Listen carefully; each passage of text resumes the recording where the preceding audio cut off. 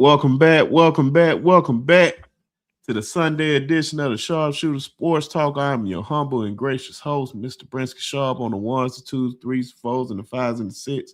Appreciate everybody up in here today. Can't wait to talk about these playoff games and especially those Alabama Crimson Tide. I know Tez can't wait to talk about those guys. Can't wait. But if you in here, make sure you hit that like and subscribe button. Please hit the like and subscribe button. Please hit the like and subscribe button, please, because it helps with the algorithm and all that good stuff. Yes, Anitra, we are live. This is definitely live.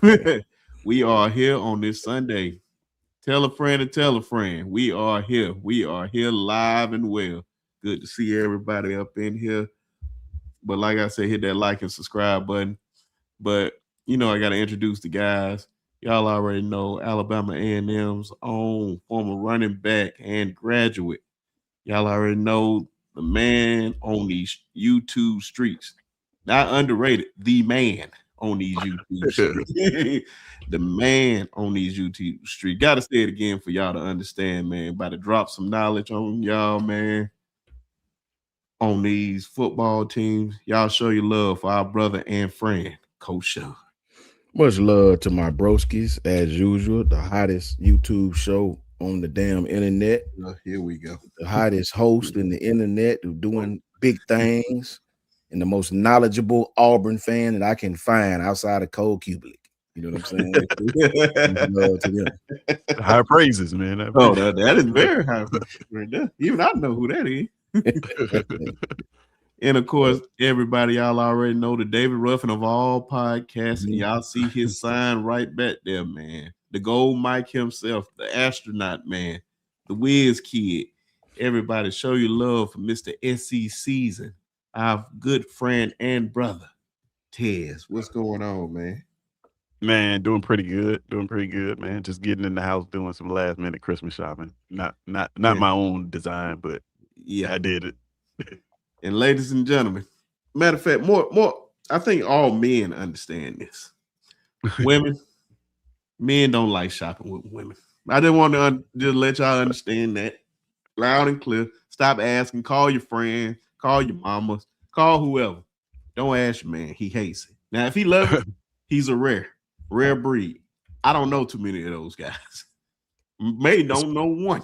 Especially in the age of Amazon. Definitely in the age of Amazon. You can easily get this stuff sent to your door. You can easily find what you want. Now, if you're trying to get it before Christmas right now, you better, I don't know. You got to go out there. Good luck. But of course, man, let's see who we got up in here. I see y'all rolling up in here. Of course, you know, Kim is up in the house. Anitra was asking us, were we live? Yes, we are. So if anybody roll up in here, we are live and well. Keith up in here. What's going on, brother? Nick, what's going on with you, bro, man? Hopefully everything going good your way, man. I know you was feeling down, brother. Hopefully everything going good. Joe, what's going on, brother? Good to see you up in here. Good to see you. Who else we got up in here? Alex. Good to see you, man. Good to see you. Glad to see y'all up in here. Icebox up in this thing. What's going on? What's going on, bro? Oh, is that DSGB up in here, man? I feel like it's been a minute, man. It's been a minute. So, of course, we got our favorite Alabama mom up in here who always showing us love. Ebony, what's going on, man? What's happening? That man got him one the other night. Still happy out there. And he was talking a whole lot of mess after the game. That's what I like. Yeah, he played well. Yeah, man. That's dope, man.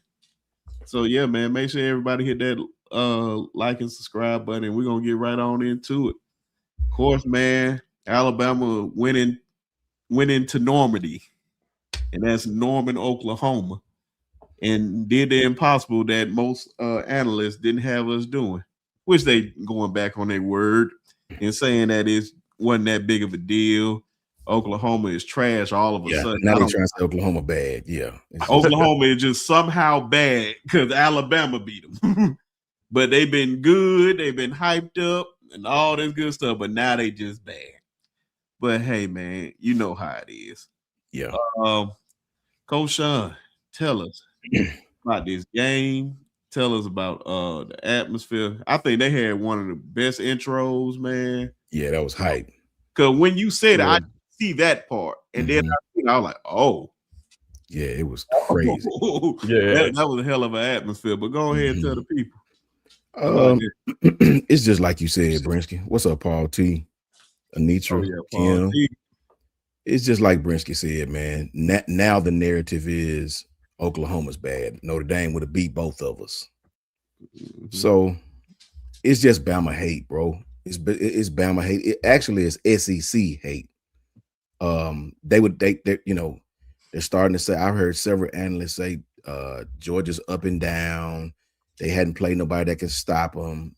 Dan Orlovsky is just crazy to me. That he's the reason why I made that video I made yesterday. He's the driving force behind that. I mean, he talks so much, man. I just think they hate the SEC, bro. They don't want to see this conference continue to win.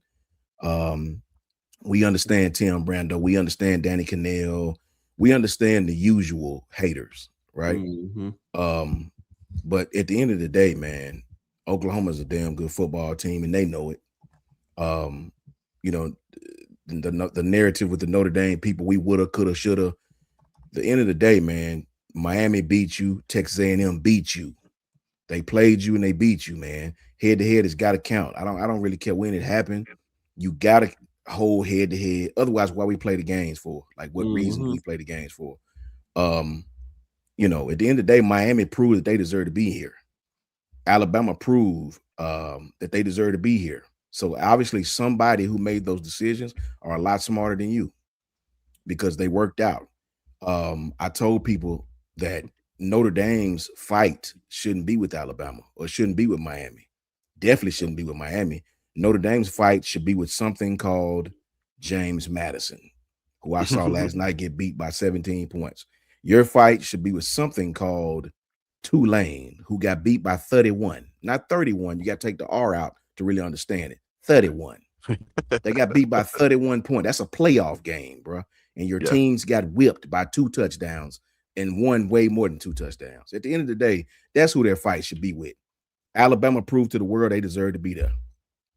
As far as Oklahoma's concerned, I saw the first game. I mean, any fan can switch it how they want to switch it if you know what you're watching. I saw the first game. Alabama was able to move the football in this team. While that defense is awesome and it's one of the best in the country, it is also not the greatest on the back end. And they're very, very, very aggressive in the way Venables play that defense. They're very aggressive. Them dudes are very handsy. They're very aggressive. So I knew opportunities would be there in the pass game if we could just hold up on the front. I knew that. I mean, it's not even complex. I know high school kids that can diagnose that. If you play a aggressive style of defense like that, opportunities for one-on-one to win one-on-ones will be plentiful. It's just, can you do it or not? And Alabama did it again the second half. So I knew the opportunities were going to be there. I can't take none from Oklahoma. Oklahoma's a damn good football team, and anybody try to say they're not, clearly is just hating, right? So at the end of the day, man, Alabama made the plays they were supposed to make, bro. What I find eerily funny about it is the stats we dominated last game, and they beat us. The stats this time, they dominated in a lot of different things, and they lost. This just goes to prove to you everything we said last time still holds true.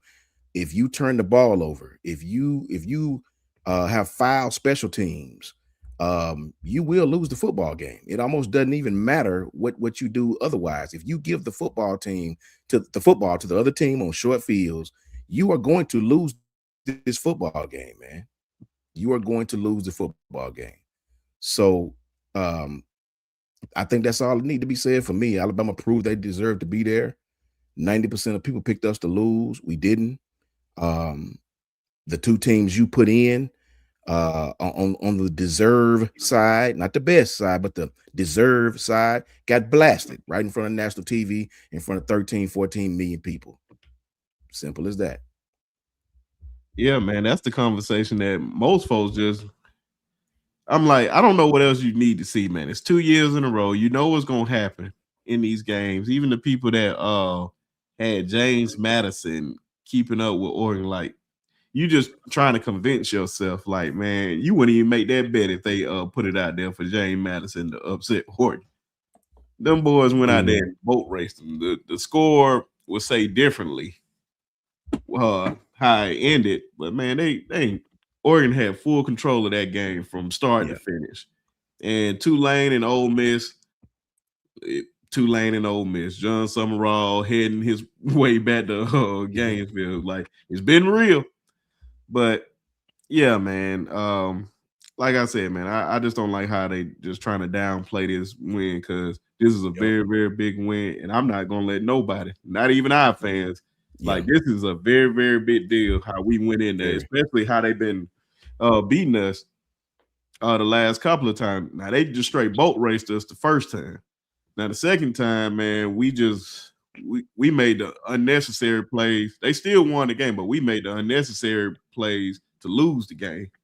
But Ted, tell us, as an unbiased fan of both teams, before you go, Ted, also speak when you speaking, speak on James Madison and Tulane should have played each other in a play-in game the week before to see who get in to play one team. I talk about that too.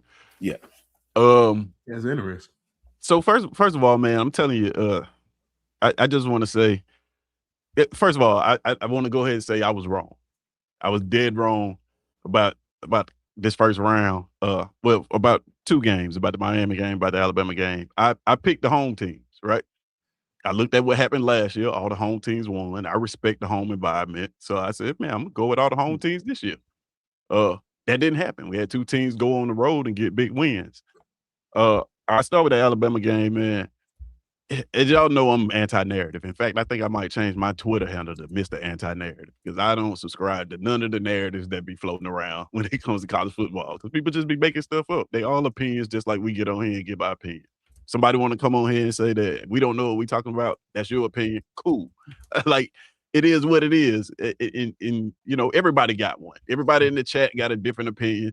Everybody on this panel got a different opinion, and you got to respect opinions, right? Yeah. Or you cannot respect opinions. The narrative that Oklahoma is a bad team is crazy. I'm gonna tell you why. Let me tell you why it's crazy. And a lot of y'all might not like what I'm about to say, but Oklahoma outplayed Alabama in this football game. In every aspect except the scoreboard. They had more total yards, they controlled time possession, they threw the ball better, they ran the ball better. You should not be, if you're an Oklahoma fan, you should not be mad at Alabama. You should not be mad at no committee or anything like that. You should be mad at your quarterback for throwing it into the flats when there was no reason for him to do that, making the pre-snap read seem like he didn't even scan the field, just snapped it and threw it, pick 6. You should be mad at your punter for dropping the football on a routine punt, letting it hit the ground. Now, those things are part of the football game, and like Coach Shawn said, you make those self-inflicted wounds like that, you're going to get beat. It almost didn't matter who was on the other side of that. It's a fact. Just being honest with you. Now, I don't want to take away from y'all win. That's not what I'm trying to do, but I'm just trying to paint a picture of, like, man, to say that Oklahoma is a bad team is like telling me you didn't watch that football game. Did you watch the football game? Because I saw a good team get beat. As simple as that. Now, you got Alabama's going to move on, right? And like we said in the post game, if you saw me come on the post game, I think all these guys will agree. If you're a real Alabama fan, you would agree that, man, they can't play like that and expect to win a national championship. That was not a national championship performance from them. Hell no. Yeah, not at all. And so, like, these narratives, like you said, 2 for 12 on third down. Oklahoma was 7 for 18 on third down. Like, when I say that Oklahoma played a good football game, they played one hell of a football game. They just made crucial mistakes that lose football games. It happens every week. If you watch football, it happens to a team every single week. Your gripe should not be with Alabama or anybody like that. Your gripe should be with your own team. Your own team. They came out, they execute. To go up 17-0 in a football game and then lose is an indictment on the team that went up 17-0. Simple as that. I don't know what that talk is about. All of a sudden, Oklahoma's not a good football team. Nah, man, I'm not gonna buy that. I'm not even gonna let y'all crazy. get away with that. Now, the narrative is gonna be the narrative, but I don't have to subscribe to it, so I'm not gonna do that. As far as now, okay, the Tulane game. Look, I start with Miami since that was. No, we'll get. Okay, no, Coach Turner. Yeah, okay, we're gonna get to those games. I didn't want to okay, get. go ahead then. Yeah. No, go ahead. Matter of fact, get those. We're gonna still hit those games though. We're gonna still hit them. But go ahead. My fault. No, it's all good. I would love to see, some play-in games in this play-in format, in this playoff format. I think, a la college basketball, they kind of get it right. I think you should have to win your way into a playoff scenario, which is essentially kind of what they're trying to do with the whole conference championship. So they're saying, like, if you win your conference, that's kind of winning your way in the playoff. But what they fail to realize is not all conferences are created equal, right? You get a team like James Madison, you get a team like Tulane. They didn't play nowhere near the talent that these other teams play at all. So those teams should have to play each other. I agree with that wholeheartedly. In fact, I think if you guys can look back and find, well, Coach Al did a great video on it too. Just this morning, that was amazing that he did. And then there's also, if you look back and find John Gruden made a very, very interesting video about how he thought the playoff system should work, and I couldn't agree more, to where he was saying that, hey, if you get your conference champions, whoever makes the conference champion in these power conferences, SEC, in the Big Ten, they should make it. But then these other teams should have to play each other during conference championship week and earn your way in the college football playoff. And I couldn't agree more with that, because I mean, that's the perfect time to do it. Everybody else got to play, right? To me, it's not fair that Alabama and it's not fair that Alabama and Georgia had to play in the conference championship while a Texas A&M got to sit at home and make it, right? Now, I know we talk about James Madison too, and that's your reward, Tiz. That's your reward. Yeah. So it's like, man, yeah, these other teams should have to play a game, right? Yeah. Earn your way up into the playoff. That's kind of how it works. That's why they have play-in games in college basketball. That's why the NBA added a play-in tournament. Yeah. Right. So it is essentially I don't know if that's on the docket or not, of what they're gonna do with this system, but like I think it is approaching getting it right. Right. Yeah. Outside of Tulane and James Madison, I think they essentially got all of these right. You know what I mean? You had the other two teams go on the road and win in the first round. Like, how much right can you get? So, yeah, I agree with you, Coach, and I think they should have either had to play each other or play another team, right? Have Tulane play Texas A&M for the right to make it to the college football playoff. How about that? During conference championship week. They get the doors blown out in them conference championship week. They don't deserve to be there. Simple as that. Man, I think I heard. So I haven't heard John Gruden's one yet, man. I think I just heard so many great ones, and I think it was Kyle Whittingham that made the suggestion. The only one that I really listened to, when he was just like, "Why we need to treat week 0 as week 1? Everybody play week 1. Week 0 will be the new week 1. Play that out, and then have and what he said, by the time we get to like the last week of the season, which gonna be Auburn and Alabama game, the Iron Bowl, that'll be the conference championship week. And then so everybody had that out the way, and then we just move on to the playoffs, and then we just play the playoffs out. The playoffs just really extended. Like, we had 2 weeks for that, and then we got like another almost 2 weeks because we don't play until January 1st. Right. So, man, it's just really just stressed out. And then it doesn't help that the transfer portal is January 2nd. Yeah. It's crazy. So it's guys on our team that they happy that we moving on, but they more than likely gonna jump in the transfer portal too. So y'all don't think it's ironic that they put 4 SEC teams in, and all 4 of them gonna play each other by the second game. They don't want all the Big Ten teams are scattered out, so they're not gonna see each other until whenever. You know what I'm saying? Yeah. The later rounds. Yeah. Alabama was made to play Oklahoma right off the rip. Ole Miss about to play Georgia right off the rip. You know, that all that scheduling and all that's It's yeah. five SEC teams. It's, who else in there? Texas A&M. Texas A&M. Off the rip, you know what I mean? Somebody would have had to play them. Yeah. There's a lot of posturing going on, you know, to get these SEC teams to do what we usually do: knock each other out, knock each other off. I think if you put Ole Miss somewhere different, you know, Georgia somewhere different, where we wouldn't see each other to at least the third rounds, or at least I don't know. I just feel like I don't see, because in the second round I don't see no Big Ten teams playing Big Ten teams. I think Oregon play Texas Tech, Ohio State play Miami. Who else in it? Indiana play us. Yeah. It's like they want to keep these guys from playing each other, right? You know, give them the opportunity to beat somebody else, and they'll still live to see another day. You know, we have 4 teams and all 4 about to play each other already, you know. So that's by sheer elimination, by sheer math, going to divulge 2 from the 4, you know. So the 5th one already gone. Especially on my fault.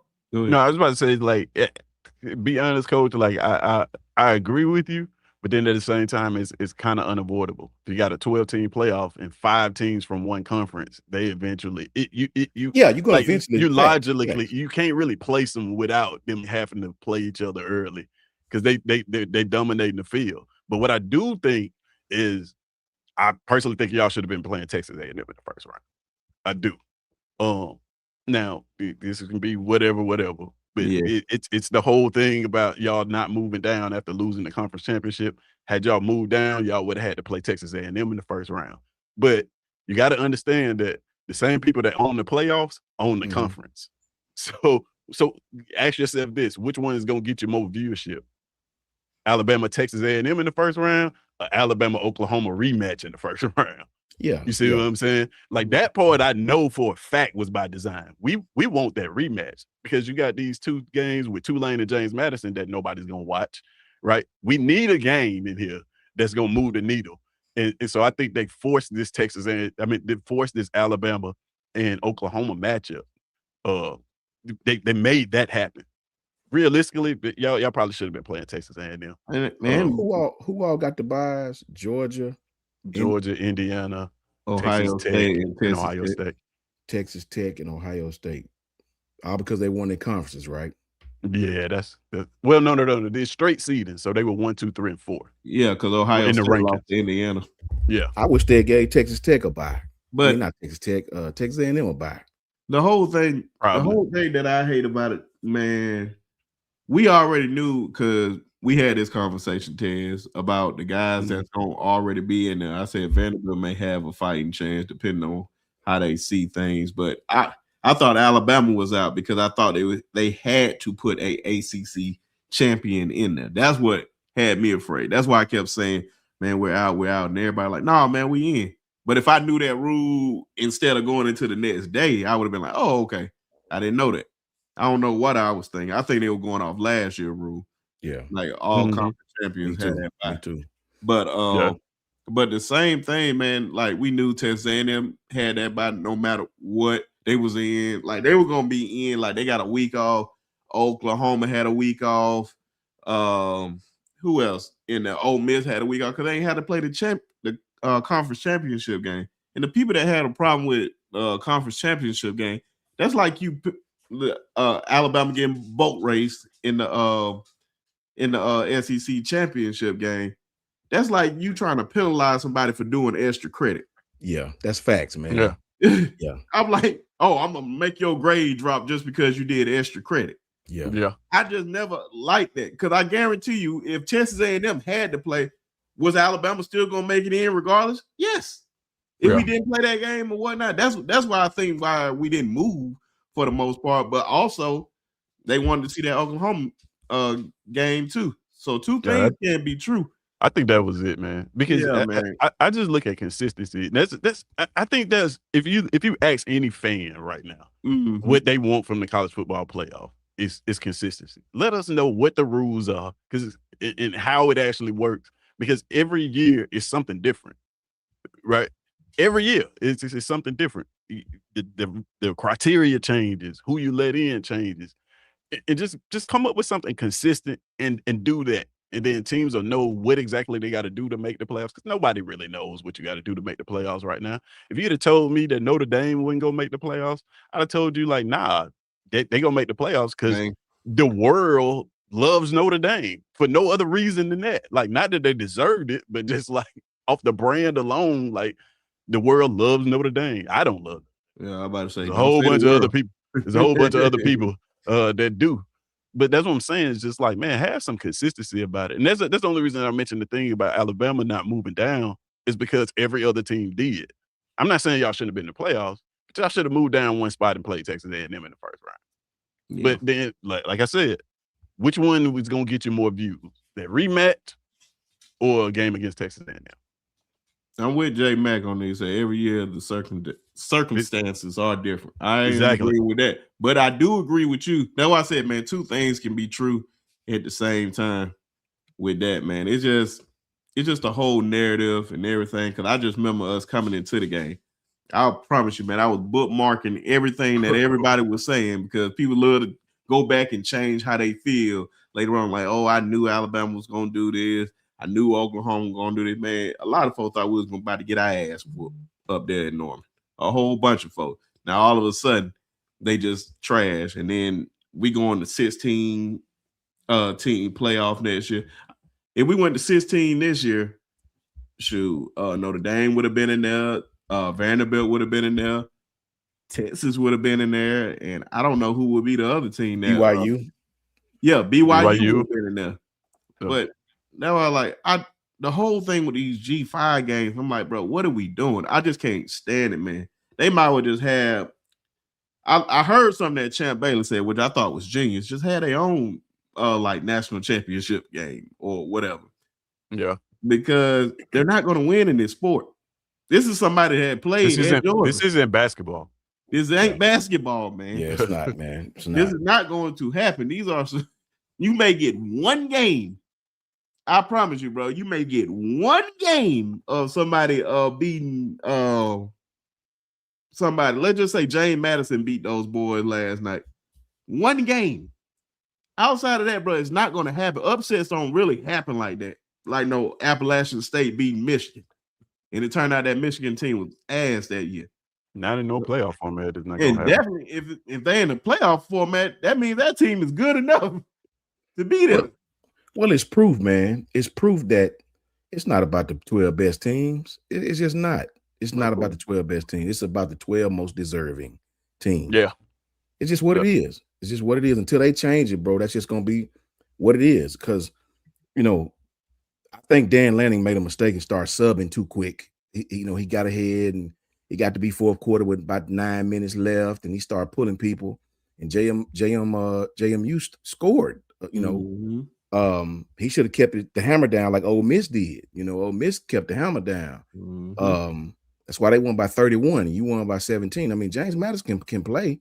Don't get me wrong, they can play, man. But at the same time, I it's so frustrating when you hear these. It's like they contradict themselves. These analysts, these Dan Orlovsky's and Joel Klatz, they all contradict themselves. The 12 best teams, such and such, the best team, there's such and such.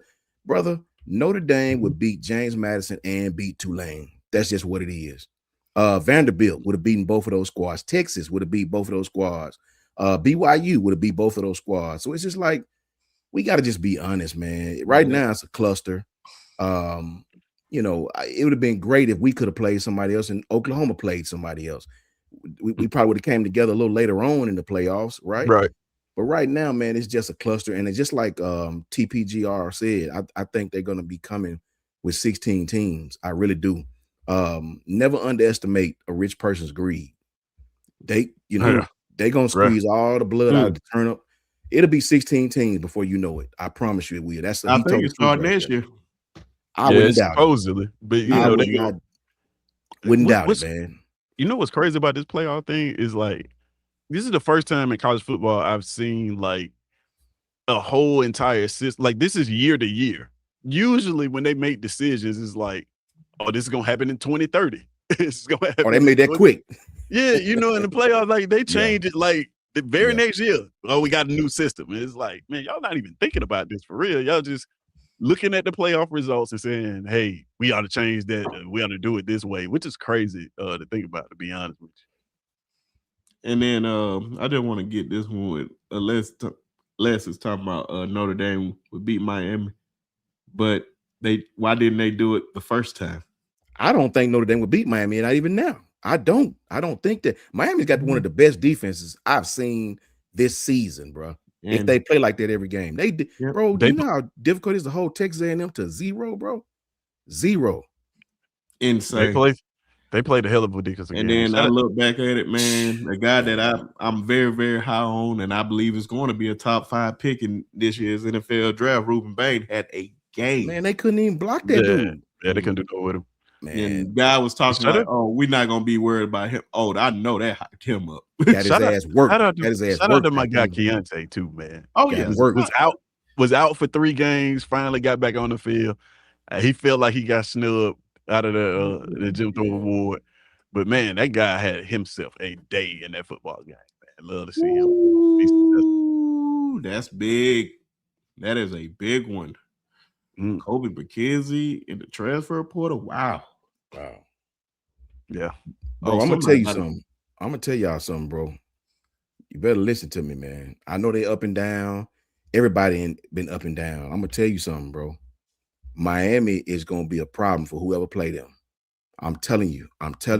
With let me tell you some defense travels, man. Yes, defense travels, right? If Carson Beck just don't muck it up with an M, that's it. True. They'll beat Ohio State because Julian saying, I saw in the Indiana game, the dude clearly is not being used to being harassed at all. They hadn't played nobody that can actually work their tackles like that can actually scheme them to death like that. I promise you, brother. I promise y'all, you heard it here first. If Carson Beck just don't go out there and muck it up, throwing the other team the football, Ohio State better look out. I'm telling you, that defense is something different. They different. Yeah, man, because it's just insane, man. Like it's not even Julian saying just leaving Alabama to go play for Ohio State, man. I said out of all the tough defenses, Texas got a tough defense.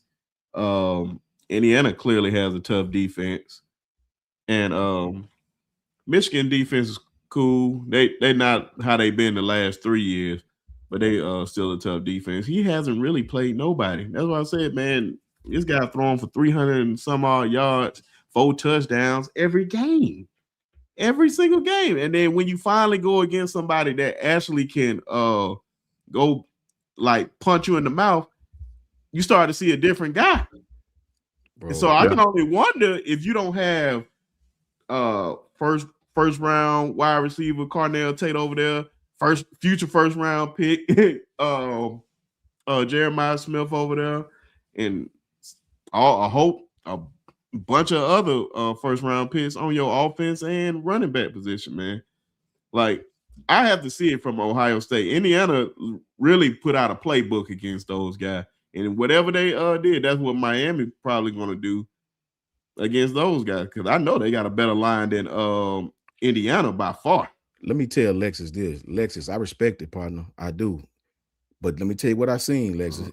You know, he was talking about Ohio State. I'm trying to find it. Will beat Miami going away. I respect it. Lexus driver first. I respect it. But let me say this. And you might be right, Lexus, but let me just humbly say this.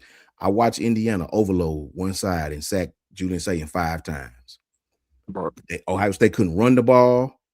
I watched them in disarray, bro. They only scored 10 points. Right? All Indiana did was bring stunts, bring pressure, overload one side, and they caused so many issues to Ohio State. I seen an Ohio State team that was clearly not used to being punched in the mouth like that. Right? I watched Indiana sack that kid 5 times, Lexus, and all they did was overload. Right? They only scored 10 points. Miami's defense is overly better than Indiana's in every stat. That we'll see, Lexus. We'll see if Carson Beck just don't muck it up now, because he will throw the other team the football. If he can just play a sound game, Miami got the defensive horses to beat anybody in this playoffs, any team in this playoffs. I promise you that. And Yeah. before we go any farther, everybody, y'all already know, got to bring up our OG of all OGs to get his opinion on all this stuff going on in this college football world. Y'all already know Jackson State's own Mr. Kapperman himself retired from everything besides his YouTube. Y'all show your love for our brother and friend, Coach I. What's going on, man? OG. What's up, fellas? Much love, man. Retired from everything, man. Retired from everything beside these YouTube streets. Man, I just started a new career, brother. Retirement doesn't exist in this vocabulary, man. How y'all doing? What's up with you, bro? Pretty good, man. Everybody in the chat, what's up? Yeah, man. Tell us about this, cause we're talking Ohio State, Miami. Oh, Ohio State and Miami. Yeah, I put the video out this morning. Yeah. I already said it. Miami's a problem. Yeah, thank you. The only reason I say that, you don't go into Kyle Field. That's one of the toughest places in the country to play, man. And they dictated to Marcel Reed. They had him seeing ghosts. I mean, he didn't know where to go with the football, man. You do that on the road at Kyle Field, you can go anywhere and play, in my opinion. Facts. Beck is the wild card. I agree with you, Coach Shawn. Yeah, man. If he start feeling a little pressure, man, but they got to get Ohio State in the phone booth and turn it into that kind of game and see will Ohio State punch back. I watched Indiana sack that kid 5 times, man, and all they did was just line up and just beat him. Lined up and beat him. Yeah, Ohio State got guns. They got weapons and everything, but from a physicality standpoint, Miami can match them. Yeah, man. It's so much that Miami has to offer against Ohio State, and I hope Miami beats them for many reasons, because I still believe they cheated Miami out of a back-to-back national championship game. If it wasn't for that week, oh my God, I still can't get over that, man. Just watching that live, they robbed them boys of a back-to-back national championship game off some weak-ass pass interference. Where is that game going to be? Where's it? It is in Dallas. I think. It's the Cotton Bowl. Yep. Okay. So they're in the Cotton. So they're gonna be in Jerry World. I would love for Miami to beat them just because, so we can get the Big Ten's poster child out of that. What's up, Toya? Much love. I would love for them to beat them just to get the Big Ten's poster child out. No disrespect to Ohio State. I respect them, man, but they get a little too much love and not enough. When they do something bad, they don't get penalized like Alabama does, like the SEC squads does. This team could lose to an unranked team and they wouldn't drop them for 3 spots. This is how they love that team, man. Or that Notre Dame love, man. We can't go 0-2 and still be ranked. I can still promise you that. It's crazy. It's crazy. 0-2. I don't care if it was against ranked team. Boy, they will drop us like fly. Yeah. I was about to say, I agree with you, man. It hinges on Carson Beck. Miami's got some talent on offense, man. If they can establish the run, they are a tough team to beat. Yes, sir. We all know what Malachi Tony can do once he get the ball in his hand. It's electric. So, the one thing about Indiana. When I look at the Indiana-Ohio State game, Indiana has a good defense. I take that back. I think Indiana has a great defense. I think they play discipline. The one difference in that game was the team that won that game had a Heisman Trophy quarterback. Heisman Trophy winning quarterback. If Carson Beck can elevate his level to what I've seen at Georgia, because Carson Beck at Georgia, I thought was, proved a lot to me last year. A whole lot. Yeah. I haven't really seen much of that in the ACC. Now, granted, they hadn't played a lot of competition outside of Notre Dame. But yeah, I think if Carson Beck can have a clean game, they got just as good a shot as any. Now, make no mistake about it, though. Ohio State has first round talent all over the field. All over. So this is not going to be just you know, you're gonna have to bring your hard head to beat those guys because you know talent wins football games. I mean, it's not the end all be all, but you're gonna have to bring your hard head to beat those guys. And most importantly, you're gonna have to play a clean game. You're going to have to play a clean game. A game again, like I said against with Alabama, a game like they just played against Texas A&M may not be enough to beat Ohio State. But that's them the type of games. But those are the type of games. That's why it was Miami 17 lost missed field. It was 17 missed field goals in that game. They lost 2 games this year pretty much because of Carson Beck. They wasn't supposed to lose that Louisiana game if he doesn't throw all those interceptions. Yeah. I agree with you. They don't lose the SMU game. Like, he played good, but he threw some crucial interceptions in that game too. You win those games if you don't make those mistakes. And then you're talking about a possibly undefeated team right now. But it's really all up on him. So if I was them, I'm happy that he had the game that he had at Texas A&M and we escaped. Because usually he doesn't have back-to-back games like that normally.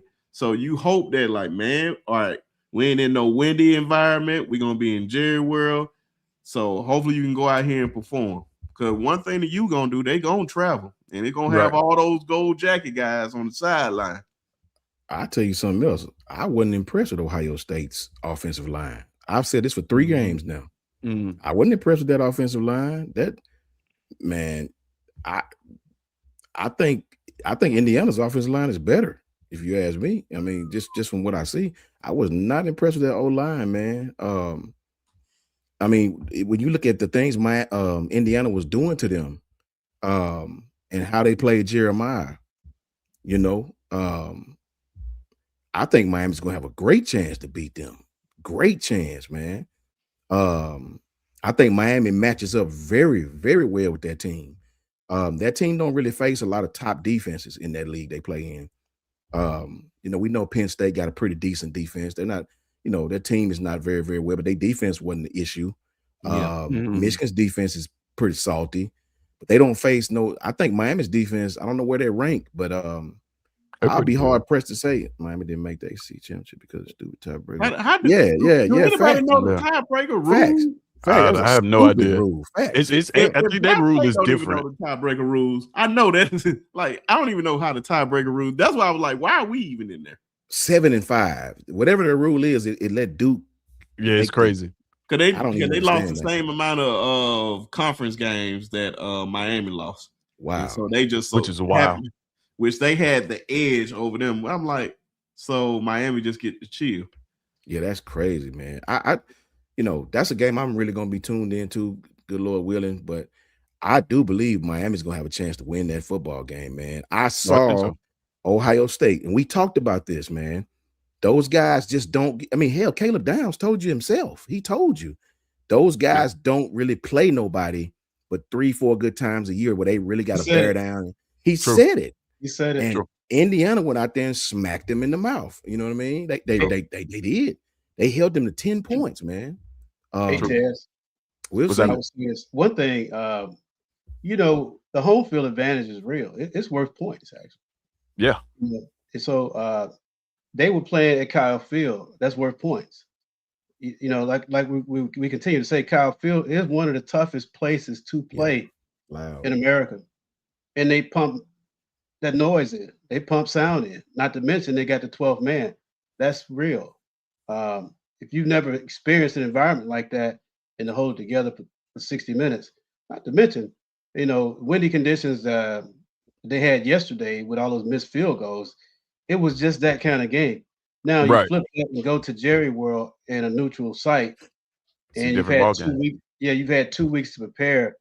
I think that the edge guys for Miami are superior in every way to Indiana's edge guys, and they're very creative what they do with their fronts. You know, I think they have even more team speed. I think they can match Ohio State's athleticism with their team speed, their overall. They got a better roster, I think, than Indiana.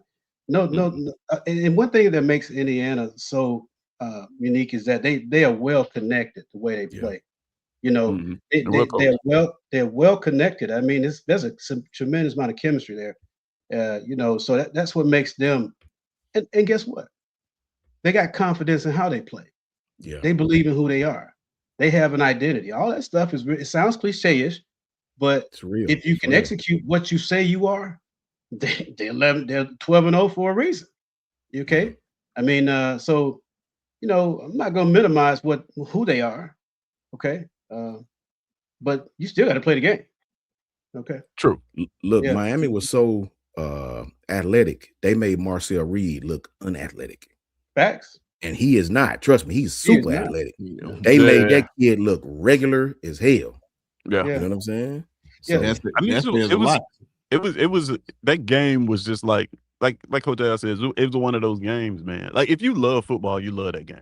Like if you looked at that game and you didn't like, I saw some people saying, "Oh, this is boring, low scoring game." Like you don't like football. You don't like see football. That DBs, Ted? You see that DBs in coverage? Yeah, like I just like I said, man.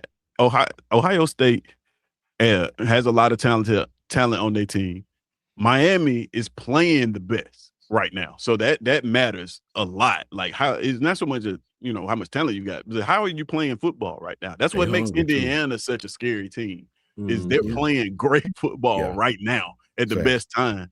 And that's with any playoff format. You look at any playoff format, any sport, it doesn't matter. The team that's playing the best right now usually is the team that comes out victorious in these playoff formats. The irony behind it, I was about to say the irony behind this is like when you look at Texas A&M,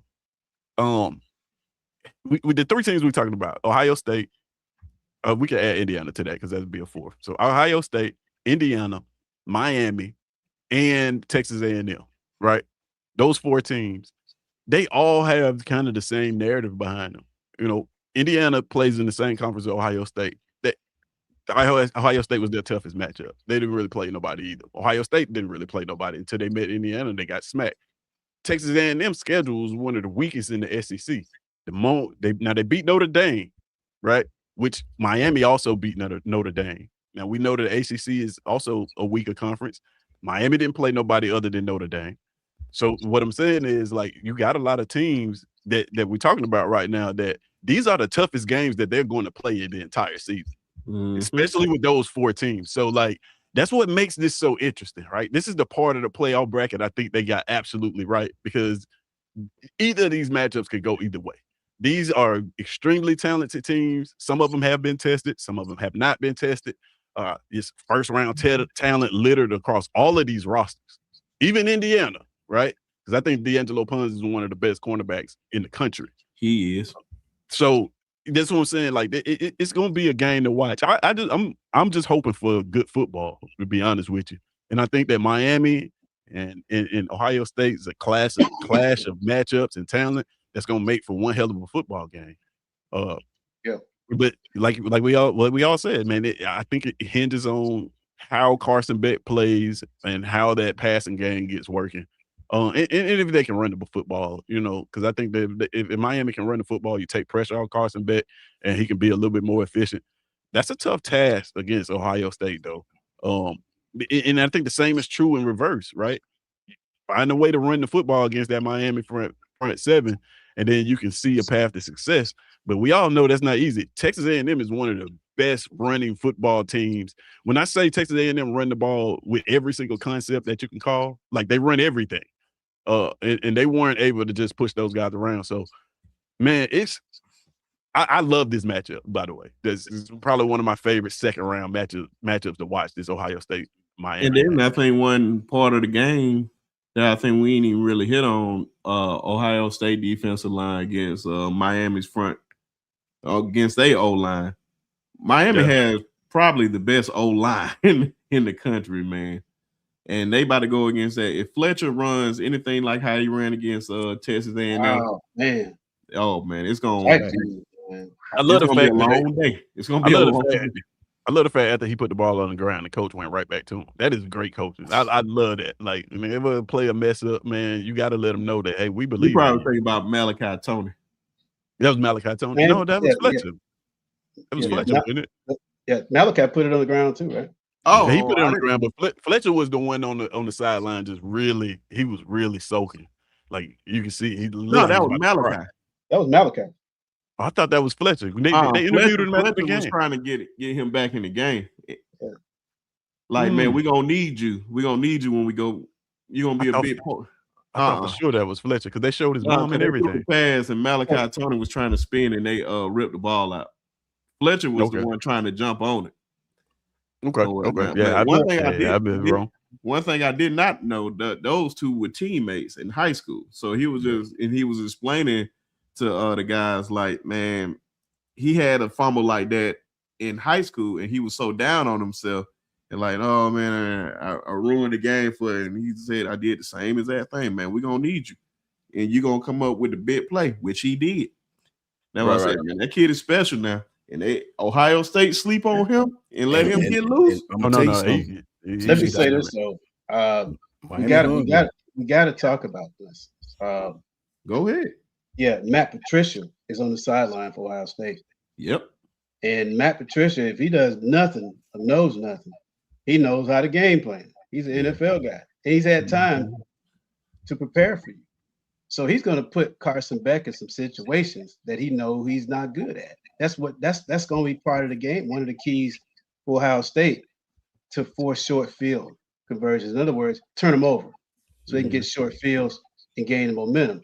That's going to be a big, huge aspect of this game, I think, from Ohio State perspective, because they know that Beck has some tendencies that he will turn it over. They will run trap corners on him. They will do things at him to force him into throws where he's just not seeing it. Patricia's good at that, and they got the talent to execute it. So I'm not necessarily saying Miami's a lock 'em. None of us are saying that, but I also still say that Matt Patricia could be a secret weapon. He's used to this kind of playoff atmosphere. That's where he's coming from. He's coming from the NFL. One thing I do factor in with Indiana is that this is something that, in Tuscaloosa, we always have had to do. We've always had to deal with postseason awards. We've always had to deal with long layoffs. We've always had to deal with all those distractions. And then to get ready to play for a bowl game. Indiana has never had to do that. This is one of the things, can they get it back together and get refocused to play at a higher level with teams that have been playing? You know what I mean? Teams that have been in, the mix and things like that. So that's one thing that you got to factor. Indiana's in uncharted waters, in my opinion, because of the acclaim, the accolades they've been given, the focus, the national media attention. That creates pressure in and of itself, and the layoff. This is one thing I think is going to really need to be taken a look at with these teams that had these huge layoffs. Do you have a culture that can withstand that? And Indiana has it. They have it. Let's see, can they do that? Let's see, can they handle that? All of them lost last year, Coach Al.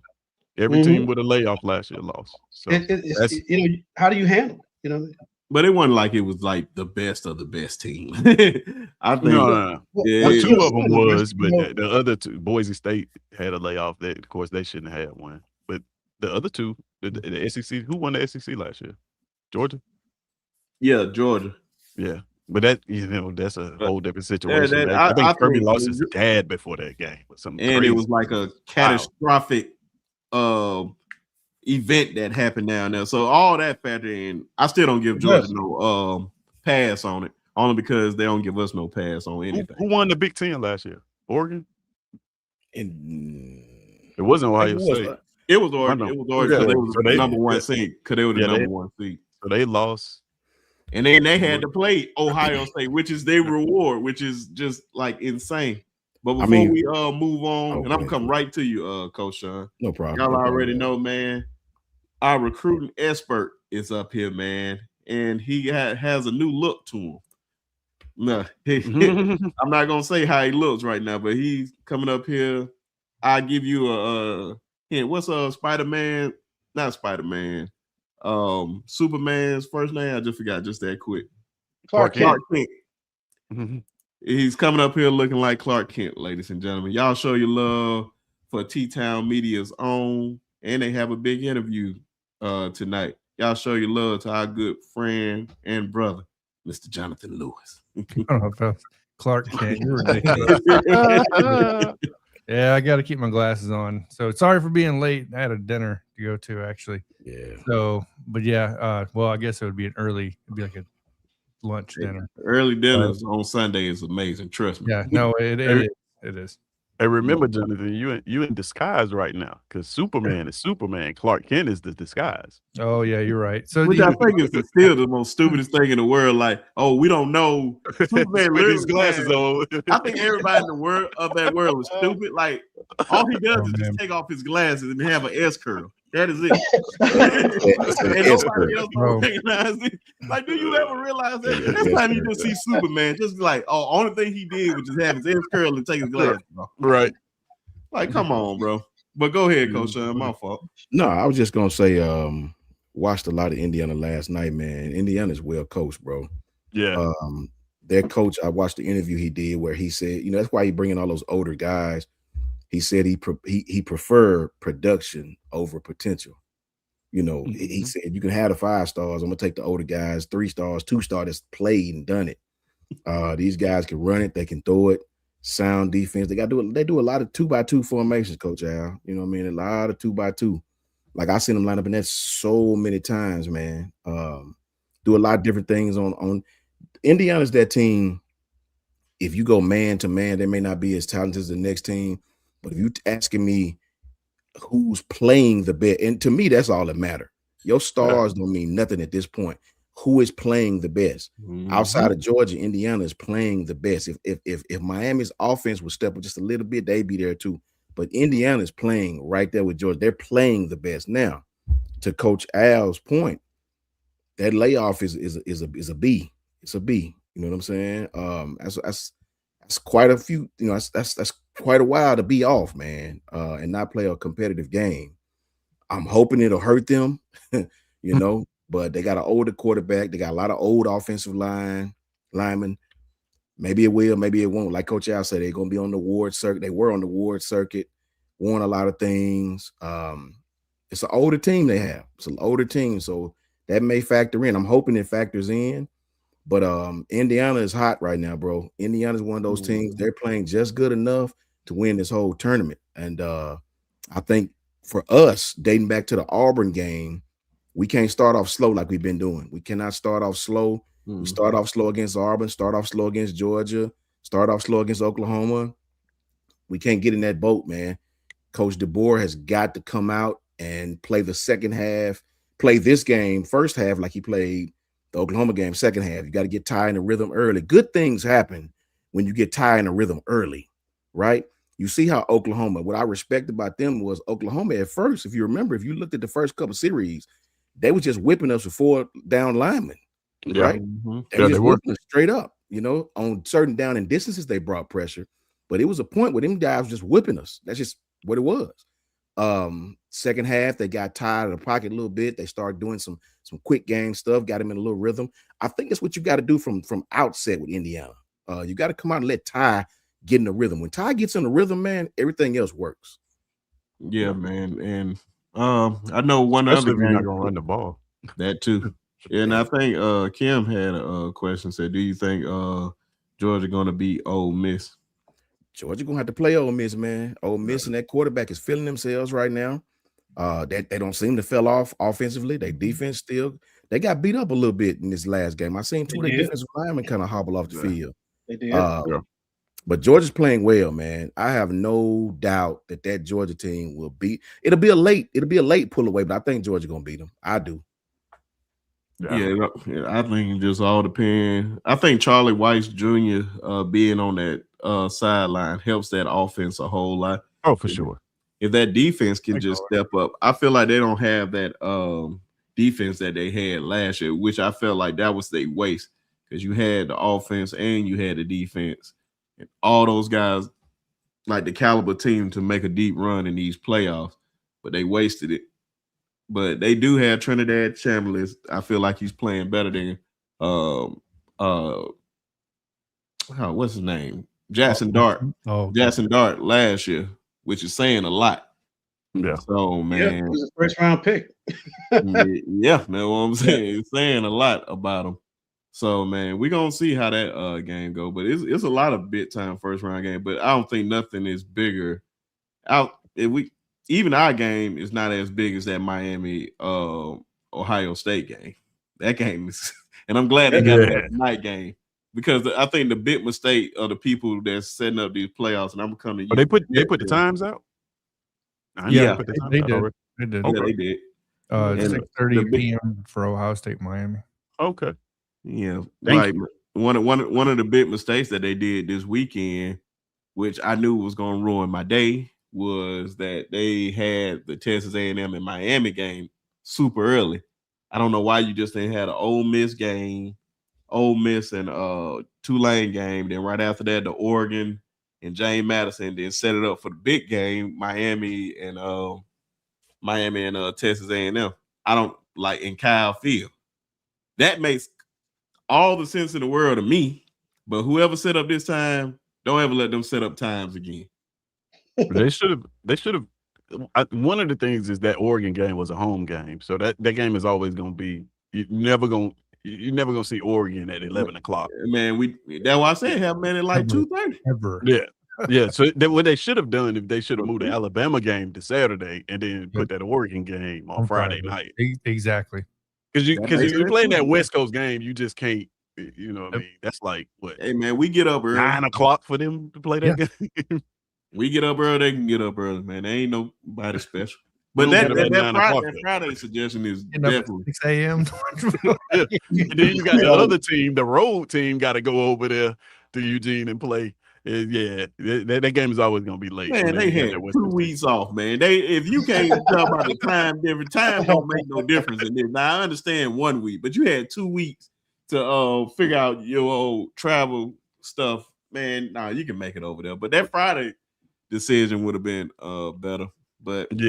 But it seemed like they got the times right. I gotta look at the schedule for all of them. I think that Texas Tech and Oregon game is gonna be interesting just because of the linebacker going against that Oregon offense. I don't know a lot about Texas Tech. I mean, admittedly, I haven't watched. That's why we're gonna find out because I don't know. I haven't watched a lot of Texas Tech football. I was, when the linebacker,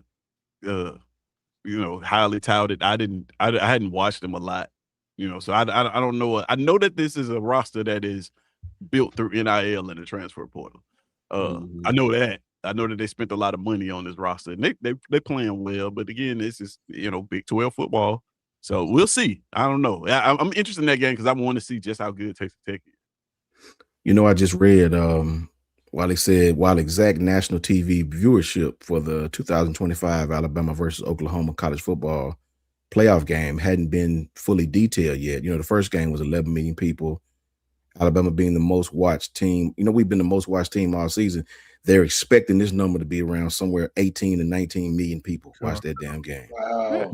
Which is why that's crazy. Of course. That's crazy. It's about this right here, man, at the end of the day. And I'm going to tell you something that's scary. What's getting people's attention is those college games were going head to head with the NFL. NFL college games done very well. Yeah, that's right. And see, it's always been in the world where the NFL destroyed college. Yeah. Not no more. Well, college, NFL owns a day. Certain NFL teams. They own Sunday. Let me take that back. Yeah, they own Sunday. Facts. They tried to impede on college football's day, which is Saturday. Yeah. I'm just gonna be honest. I didn't watch any NFL on Saturday. Nope. Saturday is college football for me. Like I'm not gonna watch a Saturday NFL game unless my team is playing, which they did. But that says a lot about where we're at in 2025 when a college game can average 18, 19 million people and the NFL average 24. I mean that's crazy, so man. Let me ask you this: do you think a college game could go into Sunday and pull those type of numbers? Absolutely not. Yeah, no. you can't. No. Sunday it belongs to the NFL. Yeah, they are the king of Sunday. If Dallas is playing, Steelers is playing, Patriots is playing, it's gonna be tough. Chiefs are playing, Philly, 49ers, we got slaughtered then, But it's tough. Yeah, you never. That's why you don't see them trying to put no games on Sunday. Yeah. That's they know better. They know better. Yeah, that's it. Man, you'll be a fool to put those games on there. But like you said, Tez, man, it's about that money, man. It's always gonna be about that money, no matter what in the league. That's why NFL pushing for that 18th game which is insane. Like, bro, they need to That's stop. crazy. It's crazy, man. Yeah, that's crazy. So what we seeing now in college football is the danger of letting one media company own the best conference, own the college football playoff, and own rights to big time matchups. Like you got one media company making decisions, and when they do that, they're gonna make the best decision for them to make money. And this is why it's different now. Like we used to have. That's why bowl season, when it was bowl season, was so enjoyable to watch because it came from different perspectives. You had different media companies kind of sharing the space. Now you just got ESPN and Disney doing their own thing, and that's really what it's about. Like to be perfectly honest, that's what it's about. And if they don't get what they want, we talked about this before. Don't be surprised if they take their ball and run. And you see the SEC and the Big Ten playing in this East-West kind of conference for their own trophy. It's gonna happen, bro. It's gonna happen. It's gonna happen because you got all these. I'm reading where you got all these foreign companies trying to get involved with college football now. Yeah, it's gonna happen, bro. It's gonna happen. Branding. The ACC is gonna get squeezed out. You better get in where you fit in, like we used to say back in the day. You better get in where you fit in, bro, because it's gonna be just like the NFL. It's gonna be these two big conferences with a Southern, like not an AFC South, but like a SEC South, SEC. You watch, bro. The ACC media rights deal is trash. Like I don't know why they even. It's just, and then they did the realignment and put more bad teams in there. It's coming. It's crazy.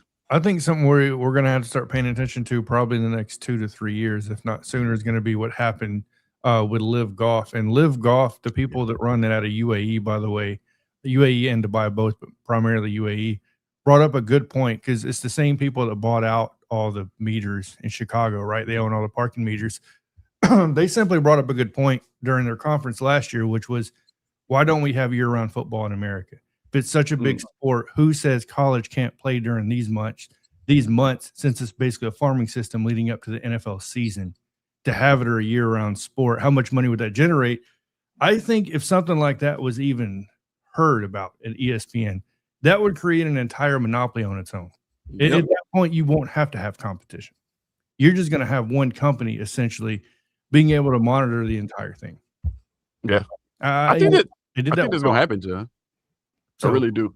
I do too. Look at soccer. Soccer, they already have the setup. Soccer is the setup. If you go overseas and look, you already have this setup. It's set right there in front of you. It's no different. I know we forgot about it, and we don't really talk about it no more. But my guys are from California. They stay talking about it even now. But don't look now. But I know we gloss over it. But USC is in the Big Ten, bro. Right. And it's for one reason: TV contracts. Yeah. That Pac-12 conference is not even really. I mean, I know it's still got two teams, but they're not even alive anymore. So they're not done. That was one of the depths of college football. I know we because we SEC fans, we like to joke, the Pac-12 is over with. But like really, when you took away the Pac-12, you took away a lot of the regionality of college football, which makes college football great. I want you guys to think back to bowl season.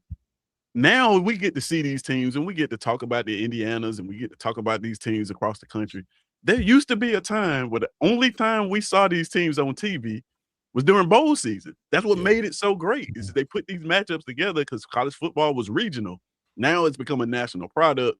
And now you see like this NFL like branding, and man, it dilutes the product. And to John's point, man, year-round football is on the way. You see spring games are, right? You see how the calendar's going. They're pushing for off-season to start in the summer. It's coming bigger, though, in the next couple of years. And to everybody's point, what I'm talking about, because they're acting like I'm talking about college year-round. That's not what I'm saying. What I'm getting at is you have certain months where it lines up with college. As soon as college is done, it lines up with NFL. You know what I mean? So that way you have year-round football, not necessarily NFL or college, but just football in general is cycling through. You got it. Year-round. USFL. Yeah. Well, that's what I'm saying. Yeah, USFL. They play in the spring and they're getting traction. Right. They got TV contracts. I think I went to like 2 or 3 USFL games last year. Okay. Right. And I tell you what, they were good. Yeah. I mean, that environment in St. Louis, man, the dome and the RCA dome is something serious. Yeah. You go down there, man, downtown is just full of blue and white. You know, these people are over the top with that franchise, man. You know, and they be competing head to head with the Cardinals. Okay, in St. Louis. That's serious. If you competing with the Cardinals, you know, for people that's, you know, coming to, I mean, packing that thing with 40, 45,000 people, and it's loud up in that joint, man. For sure. So it's coming. You're right, John. I mean, because let's look at it this way. I haven't looked at the numbers, but I know back in the day when I was in grad school, I did a research project on escalated salaries in professional sports, right? And I got my data from the U.S. Commerce Department. And what I went in on was entertainment dollars in the United States. And at that time, between National Football League, Major League Baseball, National Basketball Association, and NHL, came up to about 6% of the entertainment dollars spent in the United States when I was doing this project. Think about that for a second. This was before, and I'm dating myself, this was before you had Rivals, you know, On3, you know, this was before you had all of that, all these recruiting cycles. It was before you had all of that. This was before the NFL Network. This was before the NBA TV. NFL caught wind of that. They were the first in and started branding the NFL Network and start putting football in front of your face year round.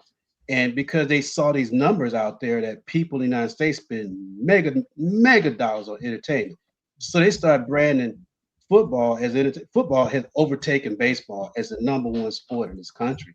The dollars are real. I haven't looked at the commerce data in terms of what's spent. We can look at that, but that's where this is coming from. That's where this is sourced. In fact, when I was doing that, I generated this model that was perpetuated with the resources and all of that stuff. Undergirded was cash. And at every node in the model, people were making money on it. You know what that means? I predicted that recruiting would go back to 9th grade 20 years ago. This was before all of this stuff because I saw where the money was going. And I was involved in coaching and how many people would pay me to teach their 10-year-old how to play quarterback. Back then, you know? So now you got all these combines, people, they got everybody's making money on this stuff. It ain't going, you know. So yeah, John, to your point, I may have to go back and dust off that project, update it, to see if the model's still good. I think it is because it was based on the numbers. It was based on the numbers. Yeah. Do yourself a favor and look up. I forgot the exact company's name. Look up the number, the name of the people that bought Live Golf because they proposed a number already to basically buy college football. I don't know if anybody's even read about that yet, but the number has already been put out there. And I'm telling you right now, it's well over $1 billion. I mean, way over I think it was like 500 and something billion. It was some crazy astronomical number. Okay. So, yeah. Okay. I'll take that on as an assignment. Yeah. I believe it. And I tell you, I really love what we're talking about here, man, because, you know, we've had conversations on the side. There was a lot of emotions over this weekend about, you know, who got in, who didn't get in. My team's better than yours and all of this stuff, man. It was pretty much, man, I'm like, come on, man, please. You know, so I'm glad we're having this discussion. Okay. Yeah. It's a very relevant discussion versus, you know, you had more turnovers than we did. Oh, you guys had that kind of stuff. You know, come on, man. It's a game. You know, and let's just talk ball, right? Yeah. And I guess really, and just to talk, I'm gonna come right back to you, John. Just to rub salt into the wound and twisting the, I can't say it on YouTube, in the belly.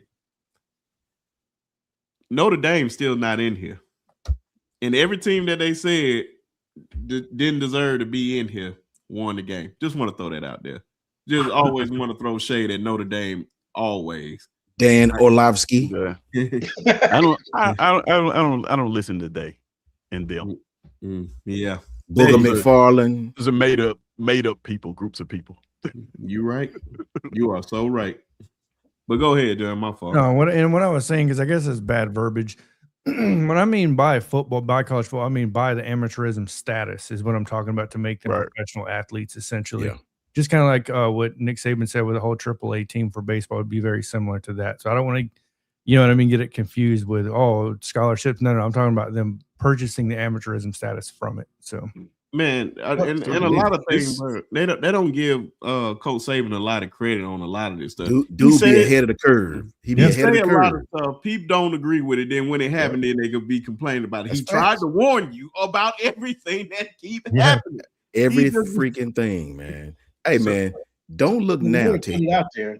But Stanford is in Santa Clara County, if I'm not mistaken. Palo Alto. Palo Alto. Yeah, right. They in the ACC, man. Yeah. And Cal. Do you know how far Berkeley is from Tallahassee, man? Yeah. Think about that. But you know, one of the things that we was talking about put out there, the whole format that NCAA basketball, what I was telling you guys about? You got the March Madness thing. You got 64 teams in the bracket, right? And people are still pissed off because they didn't make it. Pissed off, yeah. Okay. Yeah. That's why that's always gonna happen though. But that's why you got an NIT. Yeah. Okay, that's what I'm saying. If there's a model that you put 12 teams in, no automatic bids, right? I put it out there today, guys. No automatic bids. Come up with something that the teams that obviously don't have a shot, that they can play for something. Structured around the goals, okay? And they're still playing for something at the end of the day. Okay, because let's just face it, just like Coach said, a AAA club can't meet a Major League Baseball club. We saw evidence of this past weekend. Yeah. With those teams that by the system that we have, they got in. But they might be good enough to win the NIT. Okay. So here's your first interest is the Holiday Bowl right here, Saudi Arabia. So in spring 2020, basically it's our. I read this. Yeah. So EA is looking to sell out to Saudi, the PIF Silver Lake Capital, which is the same people that own Live Golf now, and also are purchasing all the parking meters. In Chicago. They're brokering a deal for $55 billion, and that, by the way, is only for the video game, and only some rights to the players' names. Just don't touch the gameplay. Touch the gameplay. And as you guys can see here, they're aiming for 2030 to market to the entire world college football. If people don't think the Middle East is about to get involved in the college football world, you're not paying attention enough. That's a fact. Yeah. So, John, that's we talk about college football, but it's a larger conversation. America's for sale right now. It is. I don't know if you guys know it or not. But capitalism. Yeah. That's not sacrilegious. I'm okay with that. Making money is no zero-sum game in making money. There's enough to go around. Okay. True. All right. So don't get it twisted. That is enough. I also want to point out that college football not necessarily college football, but football itself has a product that can exist in the spring alone, and it's already starting to generate a lot more revenue than it used to, and that's called 7-on-7. So don't be surprised if you see major 7-on-7 leagues getting high dollar contracts, media contracts, and things like that. With the spring games going out of the way. Don't be surprised if you see, Alabama playing Alabama State in the 7-on-7 game. Like, how fun would that be? Now, we know who would win, but I'm just saying, like, how fun would that be? Have y'all over here in Georgia? Oh, go ahead, Coach Al. Go ahead. No, over here in Georgia, Coach Shawn, back in the day, there was no such thing as padded practices in July. Yeah. I mean, right now, you're playing pads, you got spring ball. Then 2 months later, you got fully padded practice over here in Georgia. I know that. It's like a jamboree kind of thing, man. And that thing is lit, man. I mean, same here, same. I tell you this: look no further, and this is trickled down to HBCU football. Look no further at these halftime shows and these commercials, and even got A&M out there with flickering lights and all this hoopla, and it's like a whole show, right? I mean. A bigger scoreboard now, about a 50-foot score. This thing is huge, and the maroon and white lights, and everybody's doing this now. I can remember when Alabama was the only person had this crazy halftime show with lights. Everybody in the country, the high schools are even doing it now, bro. Oh, yeah. I know this from being up here. So it's a lot more money going into this thing, man. Yeah, that's one of the things about NIL, allowing name, image, and likeness, and the way that they went about doing it is like Ed Ogeron, had a great quote saying, "Hey, you used to have to let the bad man in the back door. Now you can let him in the front door." Right? And don't think he's just talking about players. Like you seeing, you seeing names on fields. You're going to start seeing brands on jerseys. Like once you allow big business and companies a pathway into a product that makes money, they're going to try to capitalize on that any way that they can. Now, I know we don't. Yeah, I like the integrity of the game. As long as they don't ruin that part of it, I'm cool with it. Make as much money as you want. But some of the non-regional parts, like I said, man, I'm a traditionalist. I love bowl season. I remember waking up as a kid on bowl season and just that Rose Bowl intro, like that was amazing to me, right? That was one of the things that I loved about college football. I hate that it doesn't exist like that anymore. That's why I hope that they get this college football playoff thing right so it can replace that to some degree. But yeah, don't make no mistake about it. You're not gonna be paying kids $1.5 million to play football, and then you got these big businesses on the outside and they don't want a cut of that. Like just as much money as they making as kids, trust me, these businesses that sponsoring them are making 10 times as much. Well, not even more than 10. 10 is very modest, right? That's why I don't never get on nobody about when it comes to money, man. I like, man, get as much money as you can. Right. As long as it's not my team. Just don't hurt the team.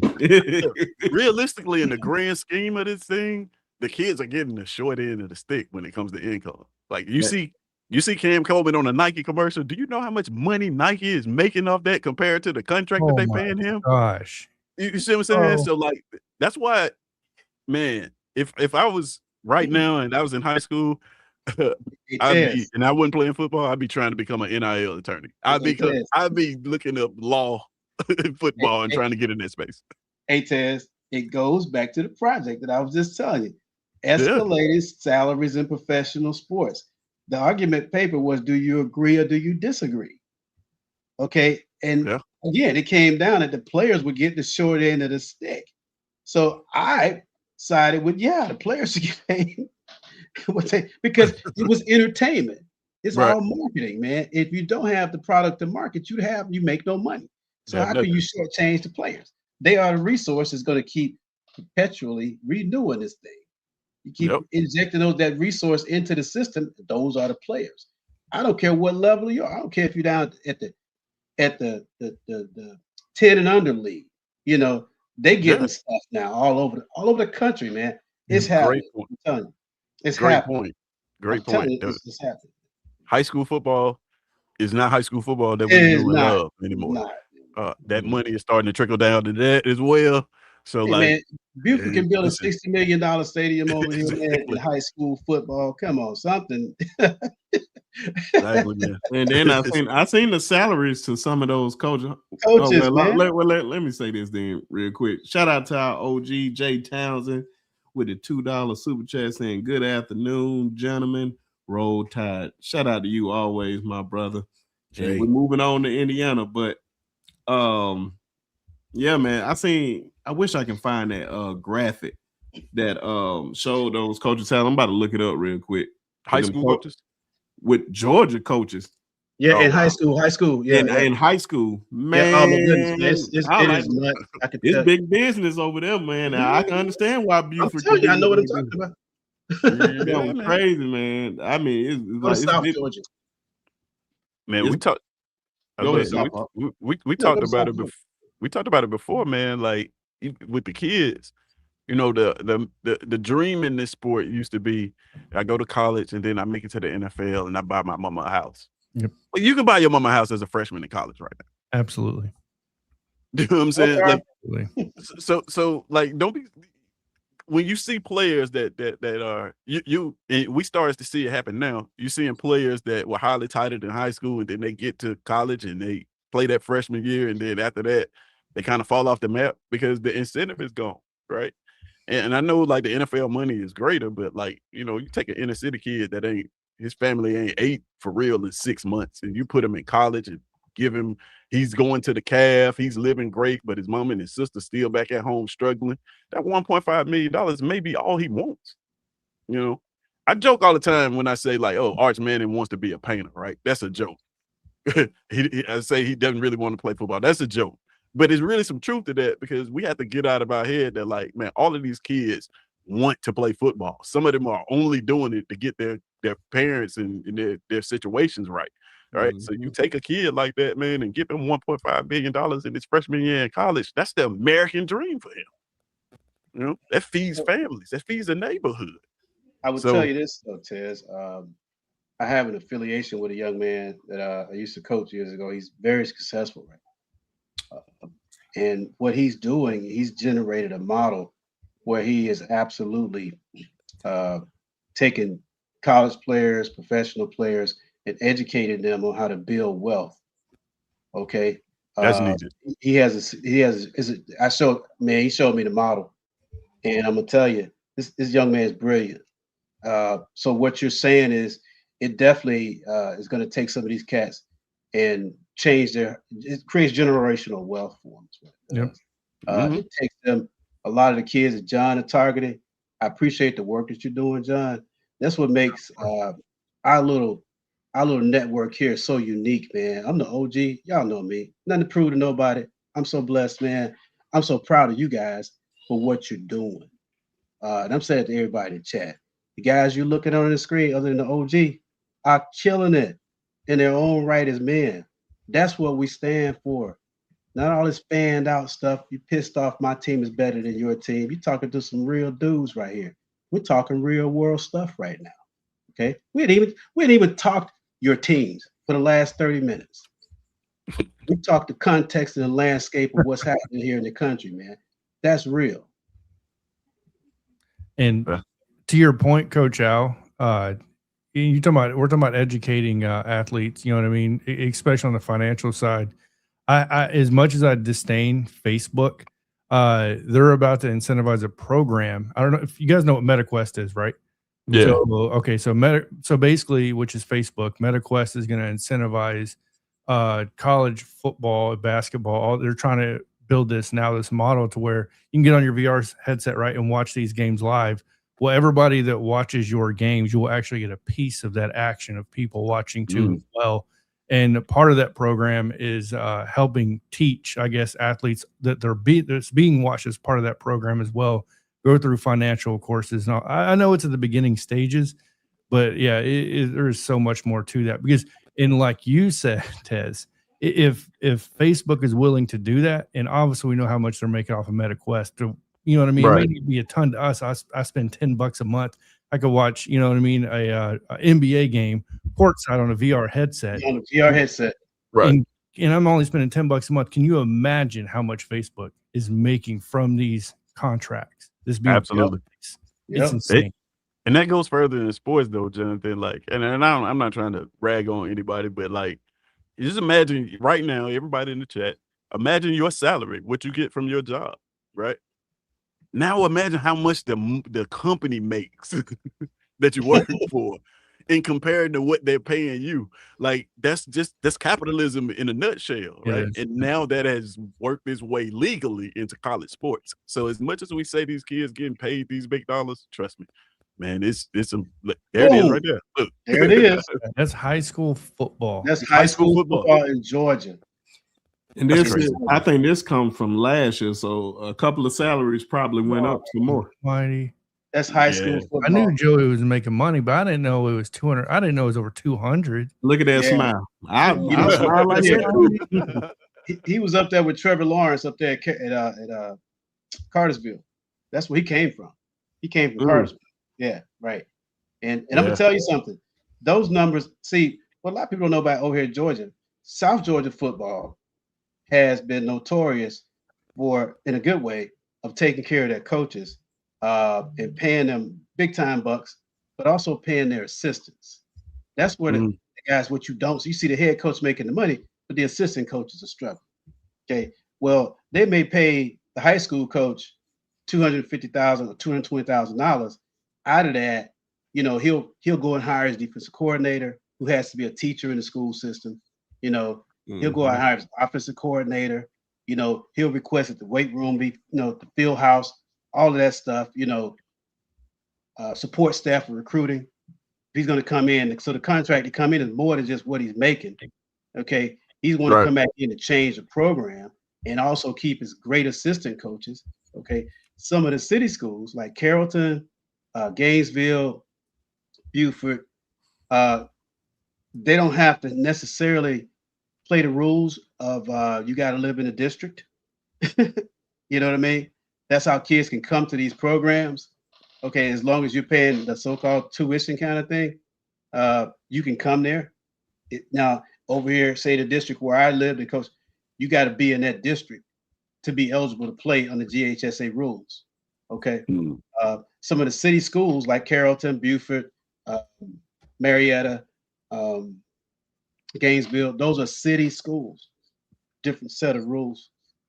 Can you do me a favor, Brinsky? Put that graphic back up. Do you still have it? Yeah, because I had to look this up. I had to do a little bit of real quick research on ChatGPT.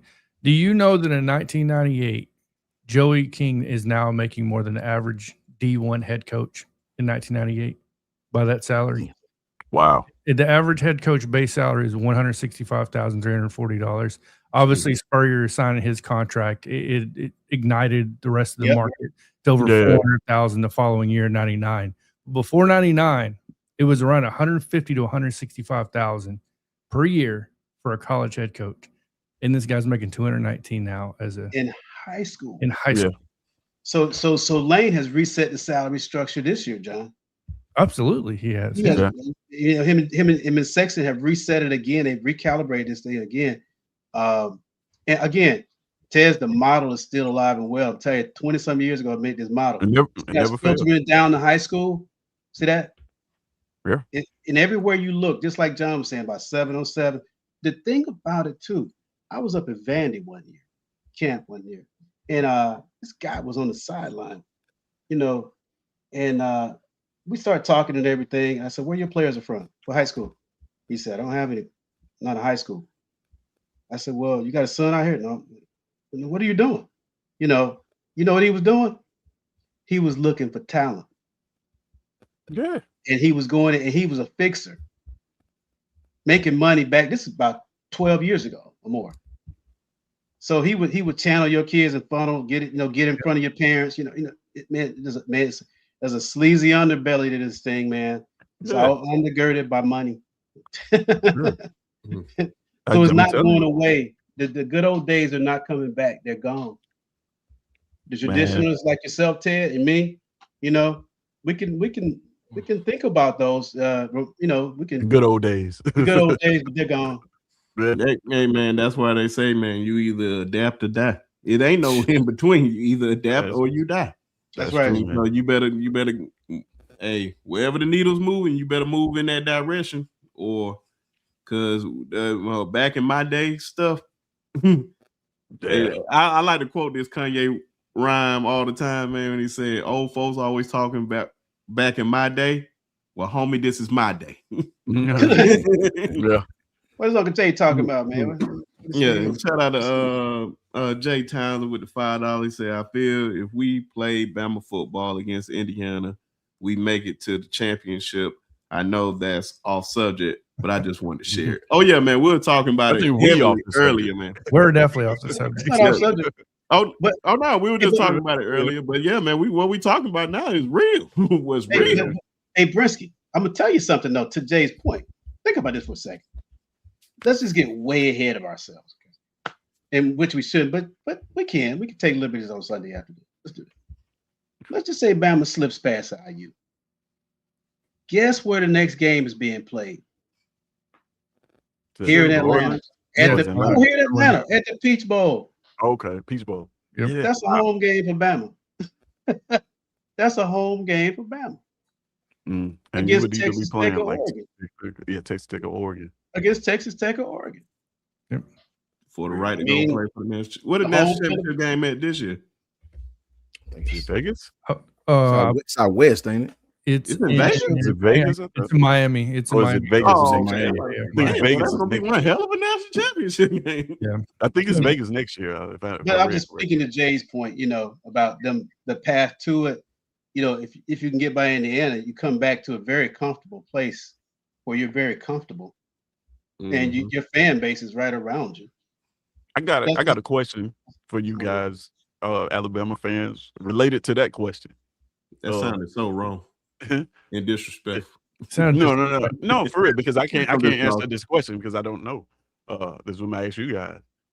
It's funny, he said if we play Alabama football, we play Bama football. What would you define as Bama football right now? Now I know it is traditionally been not what it used to be, but like right now, if you had to define playing at Bama football going to this game, how would you define that? Just like I said, I don't know.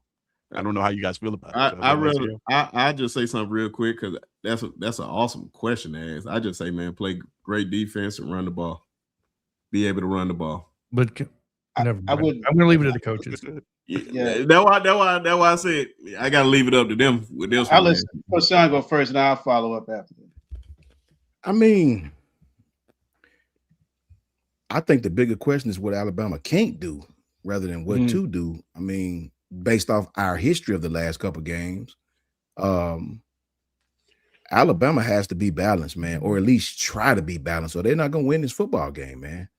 So I know we had a slogan we always say, let's play Alabama football.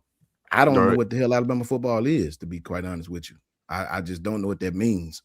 Does that mean we run the ball for the first time in 14 games? Does that mean I don't know what that means to play Alabama football. I just know you better be able to at least put 60 to 75 yards rushing on this team in some fashion, and you better not allow them to settle in and know that Ty, you can't let them get comfortable the way Kirby did. I don't think people understand Kirby ran the most vanilla defense against us that I've seen all season, and we couldn't do nothing because of our deficiencies, right? We could not make Kirby adjust. We couldn't get him out of the defense he was in. So I think the better question is what we better not do rather than what we better do. You better try to go out there and play the second half, play this game like you played the second half of the game you just played. If you go out in this game, start off like you did against Oklahoma, this team has the potential to put you in a hole and you won't climb out. I think the defense will show up around by the third series. The first series, we know they're not going to play well. We just got to go out there and try to be balanced, man. You can't go out there and give Kirk Cignetti a tip of the hat and let him know what we were doing. You know, you can't let him put pressure on Ty. You got to protect your quarterback, and you got to do something. You got to manufacture some type of rushing yards, something. Because if I'm playing Alabama, the way I look at it, what would I do if I'm playing against Alabama? I would sit in 2 safety high all day until you make me come out of it. I don't give a damn about them 3-4 little yards you're going, because I know at some point you're going to stop running the ball. You're going to run it 3 or 4 times, then you're going to stop. Then you're going to start throwing the ball all over the yard because you're going to panic. I would sit in 2 safety high the entirety of the game and make you prove that you can beat me. What I would finish with is Oklahoma never challenged us downfield, but maybe once or twice, maybe. This team would throw it downfield. You catch if they catch you in man, Mendoza would try to throw one over your head. I hadn't seen nobody challenge us downfield in a couple of weeks now. I know Kane like to mix it up, but at some point you have to play man so you get some pressure back there. And if we do, this quarterback gonna challenge your corners downfield. So we'll see what happens, man. I do want to say something before Coach Al goes. Sorry, go ahead, Coach Al. No, I want to hear your take. Yeah. It wasn't even a take. I will say this, which I thought was kind of, if I can get both of you's opinion added in with yours, Coach Al, your statement. Kane Womack openly came out and said that the players, the defense, advocated for man-to-man defense against Oklahoma in the second half. I thought that was interesting. I just wanted to get you guys' take mixed in with that for sure. You got to do that. You got to do that sometime. If you, Coach Al could tell you, you have to play man at some point if you want to. What I'm saying is Alabama can't. We are not a team that can put pressure on the quarterback consistently unless we do some special stuff, right? We saw the first quarter, maybe 2 quarters, maybe. We wasn't really getting no pressure on the quarterback, man. We was dropping a lot of people. I don't know how he gonna play this game. I don't know how. It's gonna be really interesting to see how he play in Indiana. I think Coach Al said the same thing. I don't know, man. All I can tell you is Alabama on offense has got to not go in this thing and become one-dimensional. You got to be able to we don't need Jam to go for 120. We don't need Daniel to go for 135. You know, on 3rd and 3, you got to be able to pick up the first down. You got to be able to move the chains against this team, man. And we'll see what happens. Yeah, you know, when you say playing Bama football, that's relative to the season we're in. Fact. Right. You know what I mean? And when this year's version of the team was playing the best, they were at the top of the nation in terms of turnover margin and time of possession. Facts. And so you have to get back into that game. Gotcha. If you notice against OU that in the second half they did make some adjustments as far as the protections. In fact, Proctor had an outstanding game. You know, keeping the guys off. Ty was able to step up in the pocket against OU, and he started getting into his groove. So this team, I'm not saying it's outstanding, but this year's team is more of a West Coast kind of DNA kind of team. They want to control the ball with a horizontal passing game, intermediate kind of thing, spread you out, different things like that, just to keep moving the chains. And so this year's version, I think what you will probably see in the playoffs more is you get more +1 stuff with Ty running the football. I think you're going to see them probably do some more jet motion sweep with Ryan to put the ball in his hands to manufacture running, just like you did with Jerry Bernard. You put him in the backfield and create matchups because now we're into an NFL style thing now, and with how you got a game plan and create matchup problems. So that's what this team is this year. I think it's not a pound you in the face kind of thing. I do think that we've gotten a little healthier. Daniel Hill is a little healthier, and he's a downhill kind of guy. So I think his confidence is growing. I'll tell you, here's a case in point. We ran the same play against OU when we played him in Tuscaloosa. I went back and looked at it, and it was a play in the middle where we basically had a duo concept. And what happened was when we played him in Tuscaloosa, Daniel Hill wasn't patient enough to let the block develop. And he ran past his blocker. The play went by 3 or 4 yards. This time it popped for like 30 yards. How does that come about? The guy is getting some reps in terms of what he's doing. He's getting in sync with his offensive line, you know, that kind of thing. And he's healthy. So it's those little bitty things that you can't see that they're working on behind the scenes. So this year's version is a ball control team using the short game, passing game to get into a rhythm. That's this year's version and playing defense. Okay. So that's this year's team. Is it championship kind of football that we're used to? No. But you ask what Bama football is. Yeah, that's what beating people. That's what they were doing better than anybody in the country. That's what they did in Athens. They went into Athens and beat Georgia with it. Okay. If you can go to do that, if you can get to that, and with the defense got as good as they're playing now, I wouldn't want to play these guys, and they got 2 weeks to prepare for you. Not with Keeley and these guys coming up and balling like they are now. I wouldn't want to do it. Yeah, I'm gonna be interested. That's the answer to you. That's my answer. I'm gonna be interested in seeing Indiana's approach on defense. Just because, like I saw in the first game against Florida State, I saw them pretty much almost sell out to get to the passer. They brought a lot of bodies to the line of scrimmage. That gave you guys a little bit of trouble. I saw LSU do it. Now LSU won that. I mean, y'all won that football game, but we saw LSU able to get the tie a bit. Oklahoma didn't necessarily have to do that when they played y'all in the regular season, which is probably why they didn't do that in the playoffs. But then I, saw Auburn go and sell out to get the tie, and they had success doing that. And then I saw Georgia, who hadn't got to the passer all year. Like, they literally have not been playing that way all year. I saw them like, oh, this what works, so we're going to sell out and try to get the tie. So I'd be interested to see Indiana's approach to, like, how they – because I just think that, I mean, if you want to beat Alabama, you got to get Ty on the ground. If you let him sit back there on this spot and deliver the ball, he's one of the best in the country. But Tez, think about this for a second, though. If I'm coaching a team and I'm seeing pressure packages week after week after week, don't you think I got tape and tape and tape, and I got practice and practice and practice? Don't you think at some point in time, if I got the guys up front, they're gonna get it? They're gonna see it. There's only so many pressures that you can generate before a quarterback is as tight as ties wrapped between his ears. Now we're getting 80 back.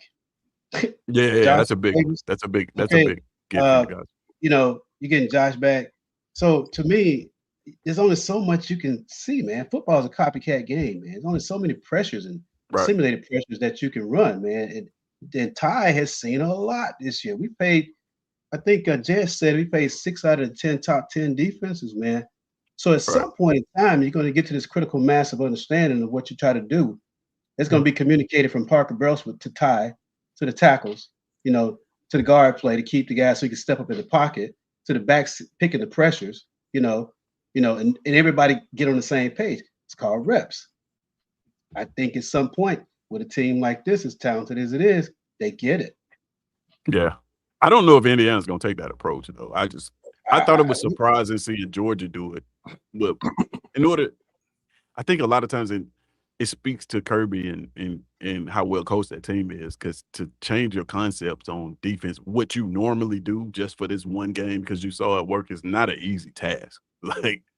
So I don't know. It's gonna be. I'm very interested in this game. I'm very interested in that Miami game as well, man. It's gonna be very interesting. I got to get up out of here though, guys. I got.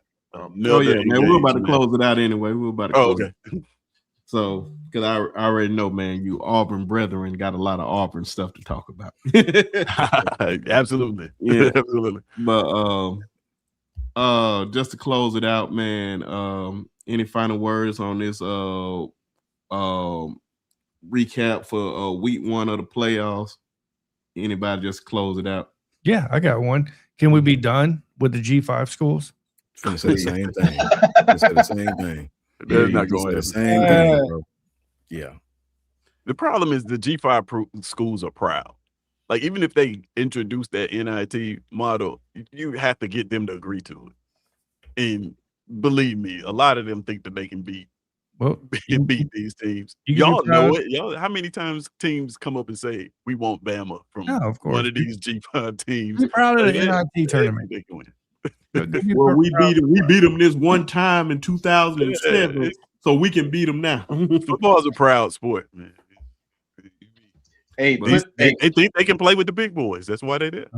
Create college football version of NIT and wish them well. Yeah. I mean, seriously. I agree. Everybody, appreciate everybody coming in, showing love, giving donations as always, super chats and all that. Appreciate you. I don't know what to count at for the like button right now, but it should be over 100 because it's 149 people on YouTube. So it needs to be over 100. If you didn't hit that like button, just kindly hit the like button. It costs you $0.00 to support. And if you're over there on Twitter, come on over to YouTube, join the conversation, because, man, you're going to get a lot of knowledge over here, and you can express your opinion, because I depend on the fans to comment, because that's what made the show fun, because y'all bring up topics that I'm probably not even thinking about. I actually have a hard time coming up with topics if it ain't the actual game. So definitely appreciate all y'all. And I'm going to let the guys shout out their channel, and we're going to get up out of here. And, oh, yeah, go ahead. My fault. Good. Sorry for showing up late, everybody, obviously, but I appreciate the invite as always. Brinsky, Coach Al, Tez, Coach Shawn, obviously getting that good info. I was listening to you guys kind of at dinner, so I was getting looks by my family. You should probably put the phone away, and I'm like, you should probably mind your own business. But either way, I would never tell my mom that. By the way, I'm just talking that right now. No, I believe you. I believe you did. But oh man, but no. In all seriousness, getting on here to talk football, obviously, great stuff. Everybody in that comment section, everybody watching, I appreciate everybody in there watching. Other than that, yeah, can we be done with the G5 stuff, man? That was such. I couldn't even watch it. Sorry, but and also, man, tell them about the oh yeah, I do have we have an interview tonight on TownMedia. That's where you can find us at. There we go. We're interviewing Kristen Moore from Selma, who just signed with Oklahoma recently. So getting his story on him being a 0-star, unranked, all the way to now magically he signs with Oklahoma, and all of a sudden he has 3 stars, almost 4 stars by his name. But yeah, letting him tell his story and his journey and all that good stuff. So definitely make sure to check that out at 7 p.m. Central Time at TownMedia on YouTube or X as well, TownMedia 25. I appreciate it, everybody. Hey, big shout out to you, John. This is what it's all about. You know what I mean? Oh, yeah. I mean, this is what it's all about, man. I'm so proud of you, man, you know, and I'm happy to call you my friend, brother, really, truly. And the look, I like the look on you, by the way. You like the way? This is a good look, man. I don't wear them except when I get headache because I got astigmatism in one of my eyes, and that's when I put them on is when I get headaches. So yeah, good look, man. That's a good Clark Kent look. Without the S curl. Oh man, that's funny. But yeah, you can make the S curl happen though. It's not. Oh no. Oh man. Hey, first of all, shout out to everybody in the chat that took time out of their day, come and tap in with us and listen to us talk a little bit. Appreciate everybody there. I'm not too many to call out, but you know who you are. We certainly appreciate your support. But yeah, certainly tap in with me over at the Negative Free Zone with Coach Al on YouTube. You can hit me up on IG. You see it right there, al.sanders.10. And on X, alsand79. And I'm always going to tell you this. You got to keep that 6-inch space between your ears free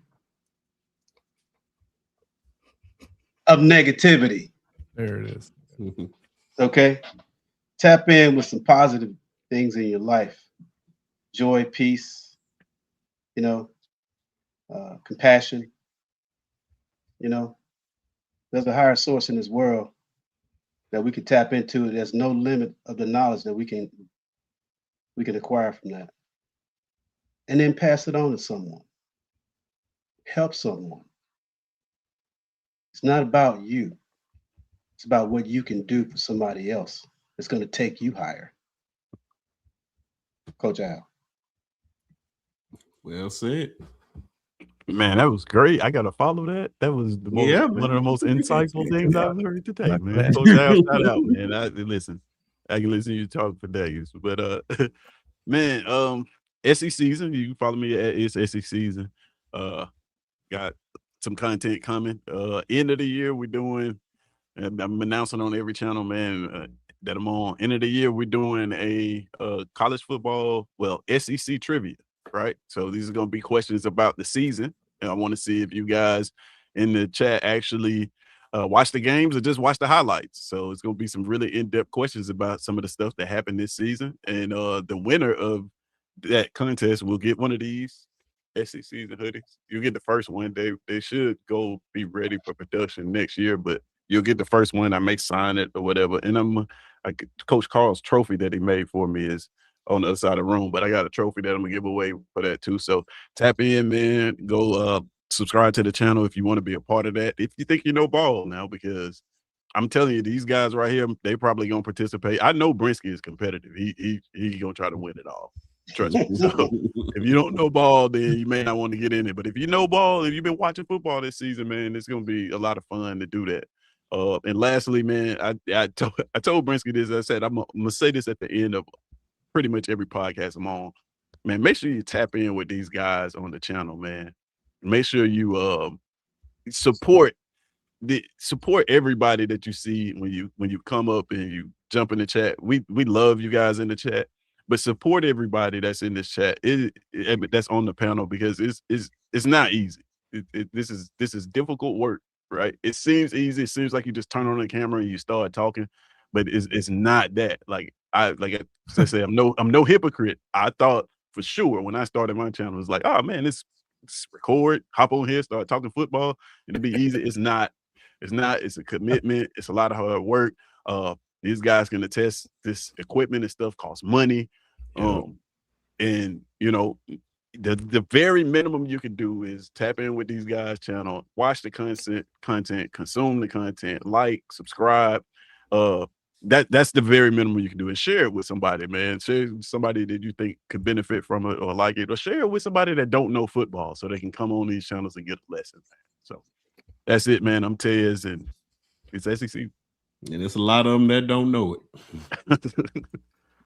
All facts, man. These guys are they hit the nail right on the head.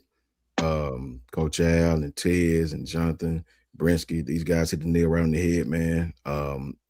Speaking what Tez speaking out, it is very, very tough. I mean, I'm on Brinsky channel more than I'm on my own. You know what I mean? I sit these days, love being on there, but it's just really difficult, man. When you got stuff going, it's hard. You know what I mean? Tez is 100% correct. Everybody go support Coach Al video. I put it on Twitter. I actually reposted on Twitter, and people was having really good feedback about it, man. So please tap in with it. Hopefully somebody out there that knows somebody on the college committee will tell somebody, and they'll listen to the man. You know, and maybe we'll have some clarity on all this college football playoff stuff. You know, I don't believe, one thing I know about rich people, they don't like losing money. So I do believe that you're going to see changes come to this thing. You know, whether that's go to 16 and keep these G5s, or, you know, I don't know, but it'll be something. They don't like to lose numbers. They don't like to lose money. So you better believe something going to change. People don't like to tune in and see somebody getting beat by 31 points, and a team that you already thought would get beat by 31 points did. So, and it's so crazy really quickly because Ole Miss beat Tulane 45-10 last time and beat them 41-10 this time. And this is a playoff team. So it was a hot mess, man. It was a hot mess. But you can definitely find me at JMHO Sports Talk. Just my humble opinion on Twitter and YouTube. Much love to everybody on panel, everybody in the chat.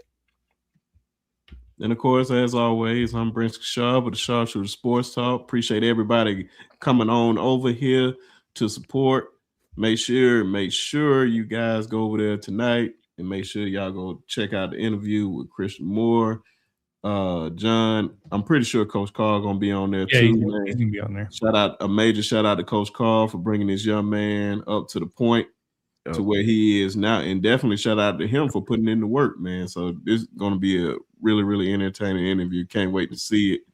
And also with the SE season hoodies, I told Tez I was going to get 2 of them for my members. I was going to do it for my members and do a raffle for them. The same thing, just spin the thing. So see who win it. But it's only going to be for members only because they always support. They always go the extra mile. Not saying that you guys don't, but they go the extra mile. So definitely shout out to them. Just a little Christmas gift I can do for them. Hopefully do something even bigger next year, because I know when the college football game come out again next year, I'm going to try to do at least 2 or 3 of them. So that is always the plan, Lord willing. Hopefully we'll catch y'all on the next one. And y'all already know, I can't say F them trees right now because they're not here. They're not relevant. Just a little shade at y'all, Ted. That was even worse. You might as well say F them trees. No, the only reason I said you called us irrelevant. Like, I don't care about the trees. You might as well say F the trees. Man, we irrelevant. The only reason I said that, man, and the only reason I said the only reason I said that, man, is because y'all had a whole show dedicated to us losing, which is so much I agree with. Because I would have did the same thing. I just had to get back at y'all in some way. But we'll catch y'all on the next one, man. Appreciate everybody. Eric said he'll say it. Hey, there you go. I don't mind that, man. And y'all I don't mind that. I want to see they love you. It's just F the trees, bro. Yeah. Think of it that way. Before we get up out of here, make sure all y'all, just what Kim did, just put them roses all through the chat just to end the live. Definitely appreciate y'all. I don't know if we doing the show tomorrow. I doubt it. That's why I did it today. But we'll see. But make sure y'all throw them roses all through the chat, and we'll see y'all in Pasadena, and we'll do a show sometime this week. God bless and roll damn tide. Roll damn tide.